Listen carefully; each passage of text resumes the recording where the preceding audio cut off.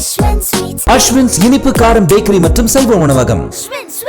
திண்டுக்கல் மாவட்டம் தாடிக்கொம்பு பகுதியில் உள்ள சவுந்தரராஜ பெருமாள் கோவிலில் 7 லட்சம் ரூபாய் மதிப்பில் புதிதாக கண்ணாடி மாளிகை திறக்கப்பட்டுள்ளது. பக்தர்கள் எங்கிருந்து பார்த்தாலும் சுவாமி தெரியும்படி இந்த கண்ணாடி மாளிகை அமைக்கப்பட்டுள்ளது. இதுகுறித்தான கூடுதல் விவரங்களோடு இணைகிறார் நமது செய்தியாளர் பிரேம்குமார். வணக்கம் பிரேம்குமார், மேலும் விவரம். ஜெயஸ்ரீ, திண்டுக்கல் அருகே தாடிக்கொம்பு பகுதியில் அறநிலைத்துறைக்கு சொந்தமான 400 ஆண்டுகளுக்கு மேல் பழமையான சவுந்தரராஜ பெருமாள் திருக்கோவில் அமைந்துள்ளது. வரலாற்று சிறப்புமிக்க இத்திருக்கோவிலில் புரட்டாசி மாதம் வைகுண்ட ஏகாதசி போன்ற விழா காலங்களில் சிறப்பு பூஜைகள் மற்றும் வழிபாடுகள் நடைபெற்று வருகிறது. குறிப்பாக அன்றைய தினங்களில் ஆயிரக்கணக்கான பக்தர்கள் சாமி தரிசனம் செய்து வருகின்றனர். இந்நிலையில் தற்பொழுது கோவிலில் ரூபாய் 7 லட்சம் மதிப்பீட்டில் கண்ணாடி மாளிகை அறையானது உருவாக்கப்பட்டுள்ளது.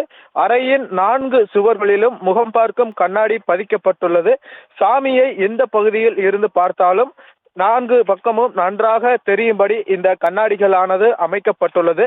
புரட்டாசி மாதம் சனிக்கிழமைகள், வைகுண்ட ஏகாதசி போன்ற விழா காலங்களில் சவுந்தரராஜ பெருமாள் ஸ்ரீதேவி பூதேவி சமோதமாக இந்த கண்ணாடி மாளிகையில் எழுந்தருளி பக்தர்களுக்கு அருள் பாலிப்பர். இதற்காக இந்த வருடம் புதிதாக கண்ணாடி மாளிகை அறை உருவாக்கப்பட்டுள்ளது.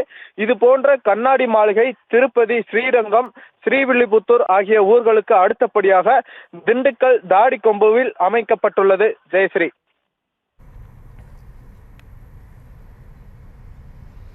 விவரங்களுக்கு நன்றி பிரேம்குமார்.